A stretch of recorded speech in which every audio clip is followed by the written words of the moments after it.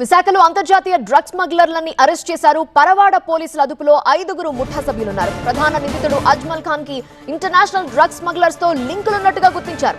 గతంలో కొలంబోలో డ్రగ్స్ సరఫరా చేస్తూ పట్టుబడ్డాడు అజ్మల్ ఖాన్. ఇప్పుడు పరవాడలో గంజాయి తరలిస్తూ ఉండగా పోలీసులు అదుపులోకి తీసుకున్నారు. ₹1 కోటి విలువ చేసే 200 కేజీల గంజాయిని సీజ్ చేశారు. నగదు, కారు, బైక్, మొబైల్ ఫోన్లు, కీలక పత్రాల్ని స్వాధీనం చేసుకున్నారు. అజ్మల్ ఖాన్ స్వస్థలం తమిళనాడులోని రామనాథపురం. ఇప్పుడు అనకాపల్లి జిల్లా నర్సీపట్నంలో నివాసం ఉంటున్నాడు అజ్మల్ ఖాన్. 2022లో శ్రీలంకలో డ్రగ్స్ సరఫరా చేస్తూ పట్టుబడిన అజ్మల్ ఖాన్ అక్కడి జైల్లో 3 సంవత్సరాలు శిక్ష అనుభవించాడు. బెయిల్ పై విడుదలై ఇండియాకొచ్చి మళ్లీ అదే పని చేస్తున్నాడు. అజ్మల్ ఖాన్ ని విచారించిన పోలీసులకి కీలక విషయాలు తెలిసాయి. శ్రీలంక నుంచి భారత్ కొచ్చాక తమిళనాడుకు చెందిన రాజాతో సంబంధాలు నడిపారు. ఏజెన్సీ నుంచి గంజాయిని విజయవాడ, చెన్నై ప్రాంతాలకు తరలించేలా ప్లాన్ చేశాడు. పెదబైలు మండలం గోమంగిలో రవికుమార్ అలియాస్ నానితో గంజాయి కొనడానికి ఒప్పందం కుదుర్చుకున్నాడు. అయితే అది ఆలస్యం కావడంతో ఒడిశా నుంచి శ్యామ్ ద్వారా గంజాయి కొనుగోలు చేయాలని నిర్ణయించాడు. తమ్ముడు అబ్దుల్ రెహమాన్ తో గంజాయి కొనుగోలు చేసిన అజ్మల్ ఖాన్ గుట్టు చప్పుడు కాకుండా తరలిస్తుండగా పోలీసుల నిఘాకి చిక్కాడు.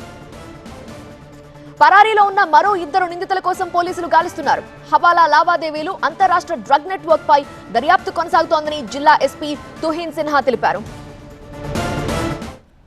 ఈ కేసు మనం నిన్న పట్టుకున్నాము. Total 5 accused have been arrested. 213 kgs of ganja మనకి స్విఫ్ట్ డిజైర్ కార్లోనే దొరికింది. ఇంకా ఒక బైక్ కూడా విచ్ ఇస్ పైలటింగ్ వెహికల్, అది కూడా సీజ్ చేయడం జరిగింది. పరవాడ పోలీస్ స్టేషన్ లిమిట్స్లో క్రైమ్ నెంబర్ 177/2026 కింద మన కేసు రిజిస్టర్ చేసేసాము.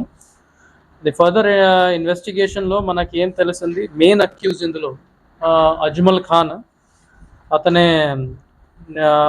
Original native of Ramanathapuram district of Tamil Nadu. కానీ అతనికి ఫ్యామిలీ కొంతమంది నర్సీపట్నంలోనే సెటిల్ అయ్యారు. అతనే 2022లో ఒక శ్రీలంక కంట్రీలోనే ఒక డ్రగ్స్ కేసులోనే అరెస్ట్ అయ్యారు. అక్కడ 2022 నుంచి 2025 వరకు అతను జైల్లోనే ఉన్నారు.